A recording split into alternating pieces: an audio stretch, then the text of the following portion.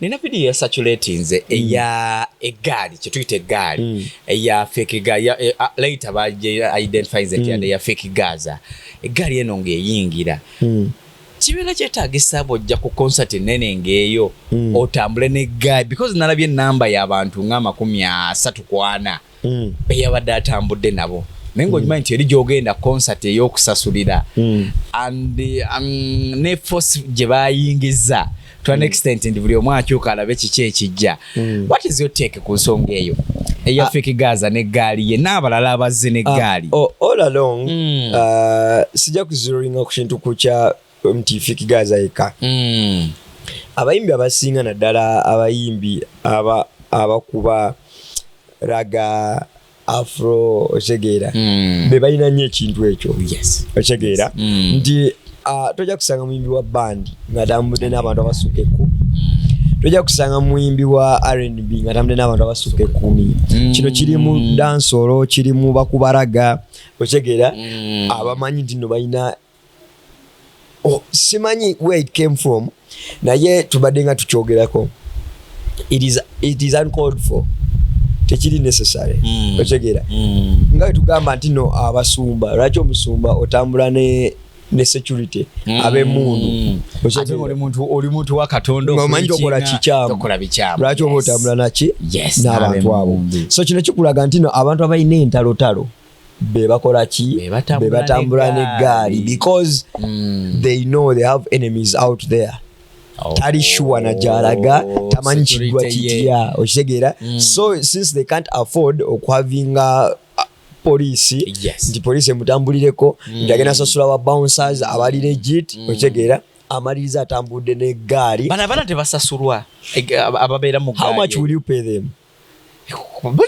Bakola sente ogenda bawa sente yensonga lwaki Egaali ezo zikola ebikolobero nti zibba abantu okitegeera because there is no payment kati security ya Spice Diana egenda kubba ddi omuntu kuba bonna ababa Spice Diana atamala ne security ye nga bali well dressed bali mu attire nga kyekyo kiri clear okitegeera nomanya nti no Spice Diana security bali 5 okitegeera ne bagenda bebe kulu nomanya nti naino wa police huyo omu ana ne bachali batamala nabo bali 3 ne bajja but omuntu wajja n'Egaali ebera anirule nti naye nyini ne force gyatambuza jukira omuyimbi oyo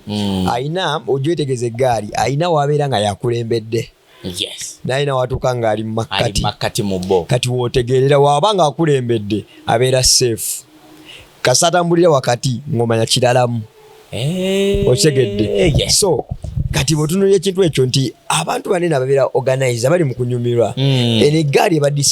eba disorganizinga because they don't know what is happening they affecting atetise n'abantu bano okujja mu concert za fene z'abavubuka yensonga lwaki Feffe yavuddeyo n'akikondeminga n'agamba ba blood bange n'abasoma n'amanya n'abagamba tetukola bintu ebyo because one omuntu oli ajja mu kivulu ekyo ajja because of love y'omuyimbi kati gwe bojja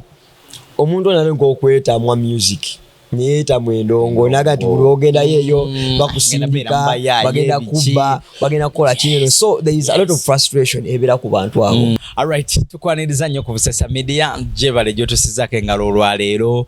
muli mutya yona gye musinzira okutulaba abawangalira mu nsi ez'enjawulo abali mu Europe abali mu Asia abali mu wansi ne South Africa wansaawo abali mu Saudi Dubai mwena abacapi mwena tubabuuzizaako nnyo mwebali kubanga mutugoberera mwebali likinga mwebali subscribinga kyemukola kyakabi nnyo tubasiima comments tuzeebaza tuziyitamu ne tulaba we tutereeza ne tulaba biki bye mwagala twogereko ne bani mwagala tubaletera on the bench tulabe ensonga nga bwe zitambula kansuubira obulamu bulamu obwammwe mwena nze Edwin Kawuma Kinarwa right about now nina Brandon ku ntebe bwe sibeera ne Brandon mbeera ne Samuel Kalungi oba bombi so olunaku olwaleero tuli ne Brandon tugenda banga twogeramu ku nsonga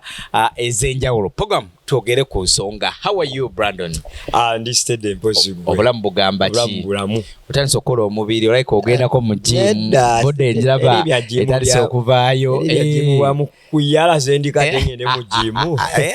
abagamba kati kati ile tewali kabye yala ze njagala sinazifuna sete weziri ze njagala sinazifuna nenga abo balibera ngate kwe muri nyonga mutulaba eyo jona je musinzidde ensonga zibera ngate tuzikanya tuzituukako bulungi nyonga bwe zino kubanga zitambula Brandon Shafio TV and Radio Guy gemanya era nga nate tukomyewo with another episode okuba tunulira ensonga angabwe zitambula mu gwanga letu Uganda kansweti buli steady. Okay, nozo mulire bulungi dara mani ga mugongo Brandon agotuna yo lwalo Brandon njagala bakurisayo mwe nabadde mu bivuru ebyabaddeyo nga tutandika nga tujja mu weekend wabaddeyo Gabintate wabaddeyo ne Feffe Bussi wagenze mu kiri wa ku byombi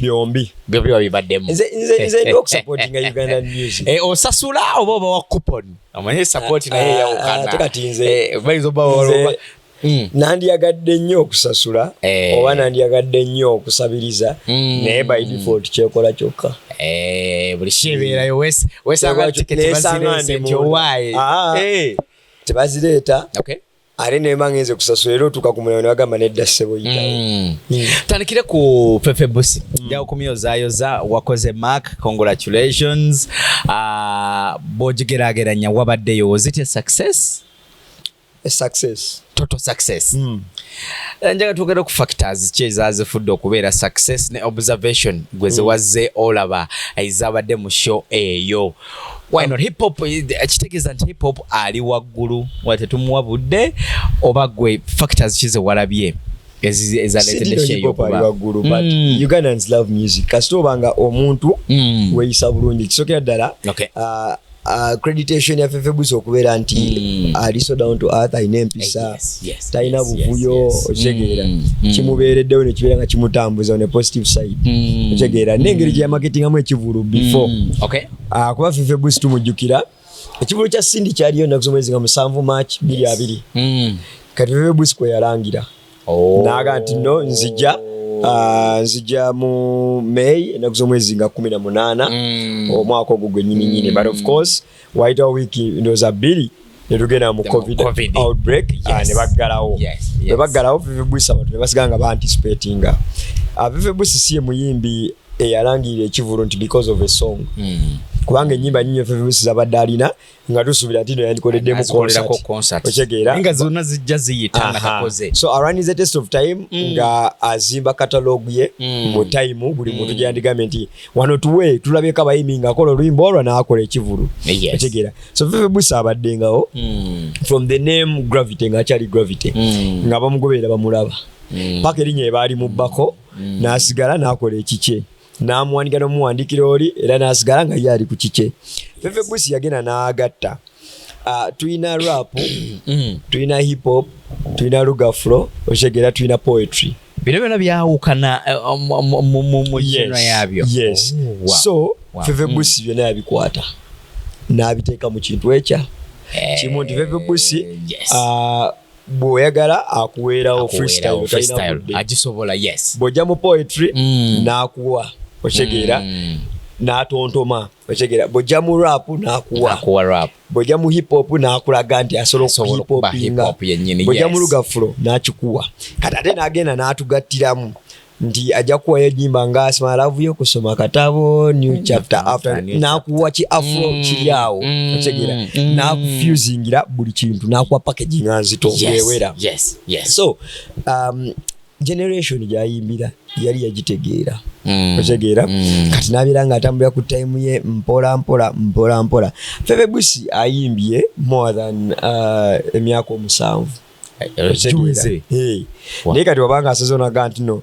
hip hop kunnalubaale yaŋŋamba nti no jjajja babaruku yamuwa ekigambo nalubaale ekyo teyamuwa kigambo nalubaale ere ku Victoria otegeera maybe mpozi kumujjukiza bujjukiza so nakulaga nti no ennono ya hip hop ennono ya luga flow ennono agitambuliddeko kuba buli muntu yandigambye Feffe Bussi yandigiyise oba Feffe Bussi live in concert oba Feffe Bussi these years in music oba Feffe Bussi oluyimba bweruti otegeera oba Feffe Bussi experience nakulaga nti tazze mu kifo ekisooka venue ye bikitegekerawo nnyo tazze mu bifo bye badde basuubira n'agenda mu kifo nakulaga nti ne taaki ya theme ye agirina hip hop kunalubaale ali ku lake era omulabi yagide ku lyato nakolaga ekintu kyenga kirungi but priya engeri gyada marketingamu ekivulu kye Feffe awadde atambula mu bantu be kitegeera ngaga nti kino kyaffe era olabe nti n'abayimbi bangi nnyo bamusupportinze actually yemu kushizi baddeko abayimbi bonna ngola buli omu amuwa support kati gwe weebuuze lwaki beer company zatandika okuduka mu bivulu kitegeera but beer company yabukidde ekivulu almost ku last moment kitegeera Feffe Bussi namanya nti no njagala kuwa abantu bange kintu kituufu n'akwata company nga zifenon bamanyi nti bajjamuwa sound entuufu gye yeetaaga bamukolere stage nga yeeyo organization nga yeeyo yategese ekivulu kya Feffe si ye muntu gwe tumanyi ng'omutegesi w'ebivulu kibadde kiki ng'omuntu oba kibadde ko promoter kyakibaddemu Labeja Lawrence Labeja management okitegera so ye Feffe yabala ekintu kye nakiteeka out there on table era olaba nti ekivulu kya Feffe yakivugidde nnyo mu bantu ba wansi teyavuze nnyo mu uptown okitegera ye n'akulaga nti nobadde kino kyekyange temwabaddemu bubadi teyakoze bubadi okitegera ye yalaze njagala kulaba abantu bange nga bali genuine baliwa abawagira Feffe Bussi nakulaga nti naze abayimbi ne bagula tables ne bakola buli kimu wakati oli ajja nakugamba nti Feffe kabadi kike yakoze okuleeta abantu tewali kabadi nti ne principal okuvaayo n'alanga it didn't make news otegedde nti principal abadde nga alangira abantu abamu nagano mbunya kubaayo ndio church it carries water but Feffe Bussi it did not kyabadde kya bulijjo abantu kisuubira otegera so Feffe Bussi ne organizinga bulungi onako ne lutuuka otegera nakulaga nti yazukuse nga ali ku nnyanja kuleki na lubaale nabaga nayo naku lwe luno so Feffe Bussi being a good person mu media mu bayimbi banne all circles of life kweganga tayina amulwana ku aina genuine buli muntu abadde apushing ekivulu kya Feffe with one love banavyo bapushing ekivulu kya Feffe nga navyo apostinga babaluku bapostinga baragadinga okitegera nekikulaga nti Feffe Bussi tayina gwayinako buzibu onako erwatuuse mwakirabye nti abayimbi baweddeyo tebayimbye bawininwa jibwinwe yadaine ekivulu 40 potolera bamulabye nga aliwa ewa Feffe otegedde the heart otegera kwegamba ne legacy yo kubyozokola naye ekweyimirira bw'otuka okola concert mu bayimbi bano ne mu media ne walala wonna because balabye media houses nyingi nnyo zonna nga ziri ku kivulu kimu nga bakwagala okulaga nti batadde ne tia drops bonna company za njawulo bayagala ku associating ne concert eyo zagenze okwera saa 12 nga social media flooding ebifaananyi ekivulu kijjudde era abantu abasinga bagenze kujjuza ki kugamba ndombona ngangende mbere mu history being made kubanga saa 12 ffe twali tuli nze nade ndi ku radio naye I was forced okumala show ngende nkole ki mbere part of it otegera chovola mantino crowd yabadde nyingi olaba ne VVVIP yatuse platform negwamu otegera ababwebwenu babadde negwamu ngekikulaga ntino the place was overwhelmed babaza abantu balala nnyo abaze babadde bangi nnyo platform nga tekyasobola kuba accommodate biki bitagenze bulungi byawakoze observation mu show ebitagenze bulungi being Feffe ntino mukwano gwa buli muntu abayimbi batekinze entrance for granted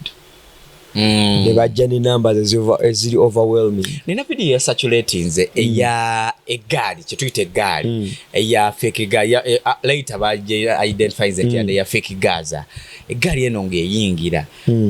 kibeera kyetaagisa bojja ku concert nene ngeeyo otambule ne guy because nalabye namba y'abantu nga 30 beyabadde atambudde nabo mengo jima nti eri gyogenda concert ey'okusasulira and ne force gye bayingiza to an extent ndi buli omu akyuka alabe kiki ekijja what is your take ku nsonga eyo eya Fik Gaza ne Egaali ye n'abalala abazze ne Egaali all along sijja kuzirolinga ku kintu kukya mti Fik Gaza eka abayimbi abasinga naddala abayimbi abakuba raga afro otegera be balina nnyo ekintu ekyo otegera nti tojja kusanga muyimbi wa bandi nga tambudde n'abantu abasukeko tojja kusanga muyimbi wa R&B nga tamudde n'abantu abasukka 10. Kino kirimu dansolo, kirimu bakubaraga, okyegera abamanyi nti no balina simanyi where it came from, naye tubadde nga tukyogerako. It is uncalled for. Tekiri necessary. Okyegera nga tugamba nti no abasumba, lwaki omusumba otambula ne security abemundu oli muntu wa Katonda omanyi tokola kikyamu, lwaki oba otambula naki n'abantu abo. So kino kikulaga nti no abantu abalina entalotalo be bakola ki, be batambula n'eggaali because they know they have enemies out there. Tali sure na jalaga tamanyi kigwa kitya, okitegeera. So since they can't afford okwavinga police, nti police mutambulireko, ndagenda sasula wa bouncers abali legit, okitegeera, amaliriza atambudde n'eggaali. Bana tebasasulwa ababeera mu gaali. How much will you pay them? Bakola sente ogenda bawa sente. Yensonga lwaki eggaali ezo zikola ebikolobero nti zibba abantu, okitegeera, because there is no payment. Kati security ya Spice Diana egenda kubba ddi omuntu. Spice Diana atamala security ye nga bali well dressed, bali mu attire nga kyekyo kiri clear, okitegeera. N'omanya nti no Spice Diana security bali batano, okitegeera. Ne bagenda bebe kulu n'omanya nti naino wa police wuyo omu ana ne bakyali batambula nabo bali basatu ne bajja, but omuntu wajja n'eggaali ebeera unruly nti naye nyini ne force gyatambuza. Jjukira omuyimbi oyo ayina ojwetegeza eggaali ayina wabeera nga yakulembedde. Naina watuka nga ali makati mubo. Kati wotegerera wabanga akulembedde abeera safe. Kasatambulira wakati ngomanya kiralamu. Otegedde. So kati botunulye ekintu ekyo nti abantu banene ababeera organize bali mu kunyumirwa. Eggaali eba disorganizinga because they don't know what is happening. They affecting atetise n'abantu bano okujja mu concert za fene ez'abavubuka. Yensonga lwaki Feffe yavuddeyo n'akikondeminga n'agamba ba blood bange n'abasoma n'amanya n'abagamba tetukola bintu ebyo. Because one, omuntu oli ajja mu kivulu ekyo ajja because of love y'omuyimbi oli. Kati gwe bojja omuntu onale nk'okwetamwa music neyetamwa endongo naga nti buli ogenda yeeyo bakusimbika bagenda kubba bagenda kukola kineno. So there is a lot of frustration ebeera ku bantu abo. So kyandibadde nga kirungi era waliwo venues ezimu zemanyi nti abayimbi bano babawa different entrance nayita walala bwekibanga kyekyo so that they avoid all this disorganization and frustration n'abantu okubeera nga bali mbunkenke. But for such shows nga towazze kulwana, lwaki oba okutambula n'amagye, lwaki oba otambula n'enkambi yonna namba obanga okimanyi nti ozze for one love. Ekyegeera those things ate nekituuka nti there is a lot of unprofessionalism. Nageza okulaba nga ne ku stage waggulu nga gye bali stage already deddiiro buli muntu atulidde eddiiro eryo. The stage is overwhelmed. Abatalina kye bagenda kukola bonna bajjudde ku stage. Omuyimbi naye nyini yali yagadde atuwe performance ennungi tasobola gituwa yeetoola bwe bali. Ekyegeera the stardom ne performance teri ku ekyo. Nawe wenyini artist okushining olusi ne kibula niwesanga nga ali bakibise eggaali ezo abamu bambala bubi, okitegeera. Omuyimbi yambadde bulungi ate batambudde nabo bambadde bubi nogamba what is this. Ne baba nga si babbi oli tasobola kugamba nno si babbi aga nti aha eggaali yabadde problem. So kati twabeeko eggaali ya Fik Gaza ntulaba eggaali ya Zex Bilangilangi, okitegeera uncalled for, okitegeera mujje nga mulyoke organize abantu 5-6. Nendoza tetuuse ku level nti kati abayimbi basaana okubanga bali educated nti mufo kyofuna eno eggaali you rather pay babawunsa 2 oba 3 ne bakutambulirako ne bakuwa security gye weetaaga than otambula ne bano ate abatattana erinnya lye wadde bakyalibo security tegenda kusudiya. Because they are professional. Yes, I know. Kadula ne babawunsa omuyimbi waabwe ne banga gwe bazokuuma bwala ni ko lutalo omanyi kye bakola bo tebalwana ate bo balwana kujjawo gwe ba protecting abali kati webyawukanira nti eggaali ate yo ne bakulinyako by mistake oli ne bagamba sorry before the word sorry comes out nga bamukubye dda totegeera so tewabaawo kiri nti you're the force nebano abana bayimbi babeera babawulira can you control Egaali eyo gwe nga yes sebo bo bagamba ko bakuwulira yes sebo because they know kati kankuwulire Egaali zino ekigendererwa kyazo bo nga Egaali si nti bakuuma muyimbi atambula nabo mu motoka zaabwe oba abasanga wano bweru bagagondi azene bayingira naye mu bonji nti obakulima tino waliwo omuyimbi asimbula okuva ewaka ng'ayine abantu abasukka 10 tebaliyo wabula kasatuka ku venue Egaali zino no babeera wabweru okiseera kyo bano tuzimanyi nti omanyi tino waliwo Egaali y'omu Kisenyi waliwo Egaali y'Emmengo waliwo ab'Ekawempe waliwo ab'omu Kivulu waliwo ab'omu Katanga waliwo ab'Emakindye nti tubamanyi okitegeera ab'Ennabulaga kyoba Feffe yakugamba mu press conference nti nze ngulidde mu ghetto manyi buli Egaali okitegedde n'abawoninga naga temujja kola kino but of course gwe mugole tosobola kubeera ku mulyango kati gwe abamanyi oli eno so you become the innocent one and the people the other side don't know ate n'Egaali ezo zira ku entrance omuyimbi ku entrance basobola omuregulatinga naye obuzibu bubeera nti omuyimbi yakulembera kati mu kukulembera omuyimbi alaga ki ba security bantu baali nabo kati bwagamba nti ndi ne bano before you get to know agenda okumaliza okusongayo omukono ndi ne bano ogenda okutunula bwoti nga bayitawo bayingidde balinga ataano ate kusaweeyo oba tolina bwoba stopping immediately oba nakireka nekigenda because they use a lot of force okuyingira so kati otuuka kubanga temusobola kiregulatinga at the end of the day so nze nandisabye nti we go professional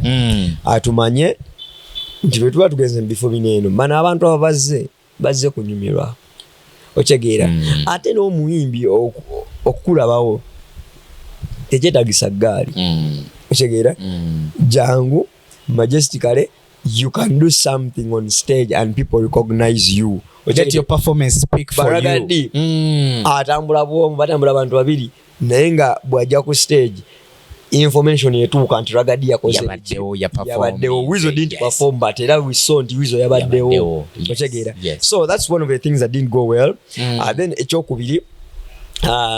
disorganization on stage abantu abadde bangi nnyo abazze okitegera abadde ku production ku manage stage management kwabaddeko abantu balinga bana kwabaddeko Bridget Nisha kwabaddeko Bexa DJ nga yakulira production kwabaddeko Hans MC Labeja kenyini yabaddewo otegeera nga bagezaako kubona okukola ki controlling and then wabaddewo nowa police so stage nebalema okukola ki controlling nti walabe DJ we yabadde nga wajjuda abantu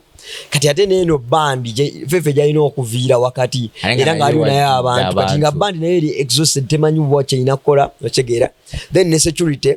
nga bangi ku stage otegeera kati awo novaawo then time management nayo nefuka problem abayimbi babadde bangi nnyo overwhelmed natuuka nti Feffe ennyimba zibadde basinga n'okwagala ennyo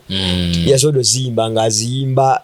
abantu bebaziyimba because sound bamuggyeko DPC yagambye nti ebudde buweddeyo otegeera nagamba mbwa Feffe nagezako n'okwegayirira abantu abamu otegeera walabye ba hip hop stars zonna bebajjidde they could not have that session nga ibade bagiplanninze because time DPC ngagenda Feffe nagenda paka wa DPC namwegayirira DPC namugamba tekijja kusoboka otegeera audience ne mulaga nti Feffe tujja kuyimba bandi nejjako ba DJ ne ba parking ebintu Feffe nasigala nga ayimba n'abawagizi be abawagizi ne bayimba naye paka era ekitu ekyatambudde bwe kityo so all in all I shall send ku scale of 100 90 went well. Thank you so much bimu kubyatambudde ebyo obwo butonotono tubutereze mu concert za vezongero kubeera successful. Busesa media kochali Edwin Kauma Chinarwa. Thank you so much.